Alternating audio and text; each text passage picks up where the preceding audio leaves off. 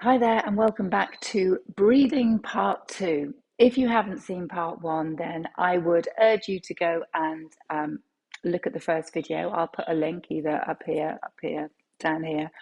I will put a link to the first video. So, if you are joining me, having watched that video, we are going to move on with our breath practice.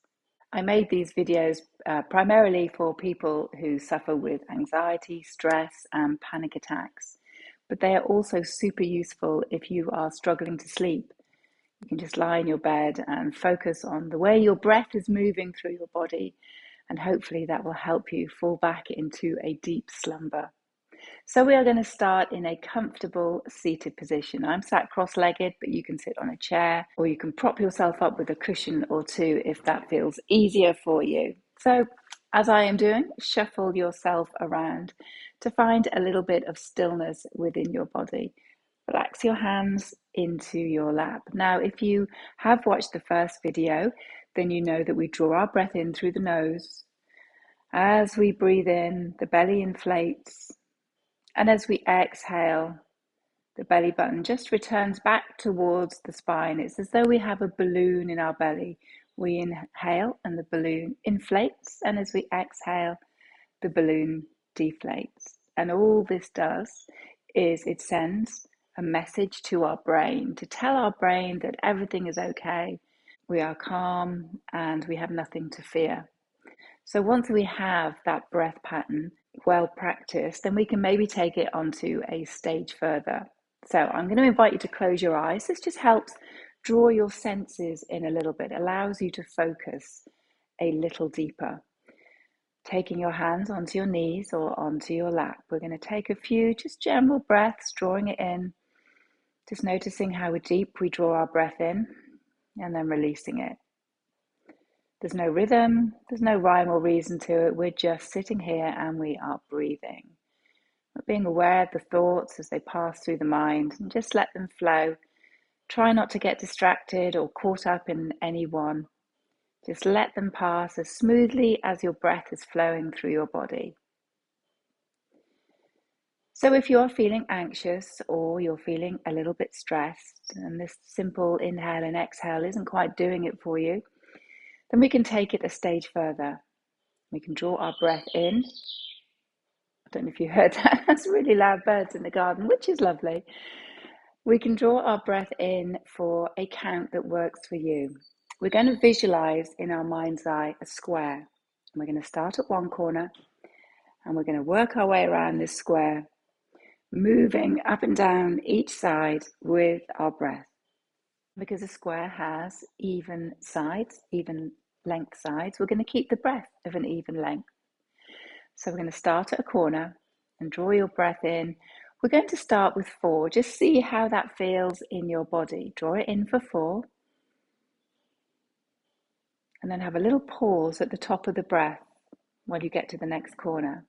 And then you're going to exhale for the same count. Exhaling for 4. Feeling that belly release and soften. You get to the next corner. And then you breathe in for 4. The belly inflates. The shoulders remain soft. We've arrived at our final corner, and then we take our exhale, releasing that breath, shoulders dropping a little bit more as the belly button returns back towards the spine. We're going to travel round again, drawing your breath in. Now, you might have noticed that 4 was a little bit too much for you. It might be bringing tension in, your jaw might be clenching, and if that's the case, take it down to 3. Maybe 4 wasn't enough. Increase it to 5. You get the idea. Square, even sides, even breath. Let's go again. Breathing in for your count. We come to a corner. We just pause and then we release that breath. Same count. I'm sticking with 4. It seems to work quite well with the symmetry of a square. Pause at the bottom of that breath. Inhaling for the same count. We reached our final corner, so let's release that breath. And we've arrived back at our start position. You can carry this on as many times as you want to, traveling around that square, maybe increasing your count, maybe decreasing the count, but all the time keeping the breath at an equal length. And finally, I'm going to share with you one more breath practice that I find particularly helpful. This is really useful if you find that the thoughts in your mind are overtaking you and they are scrambling over each other and you can't find focus.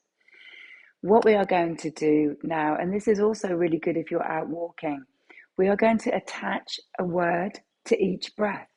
And this is where it relates back to our yoga practice as well. We're going to repeat a mantra in our mind. And the mantra that I'm going to offer you today is so hum. So when we breathe in, we say in our mind, so. And when we exhale, when we release that breath, again in our mind, hum. And with the hum, with the exhale, we're lengthening the breath. And I think the M at the bottom of hum almost works as a vibration to release that exhale. So we breathe in as we say so, and we exhale as we say hum. Now, these two words, it means that I am, or I am that, which basically translates to you are here, you are part of the universe, you have as much right to be on this earth as the trees, the plants, the clouds, and the sky. You are one with the universe.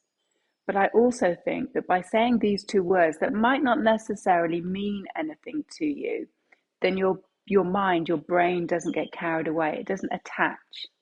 If, for example, you decided to change your mantra, your phrase, and you were going to use two words that you were aware of in your own language, for example, stay calm. So say you were breathing in saying stay and you were releasing saying calm.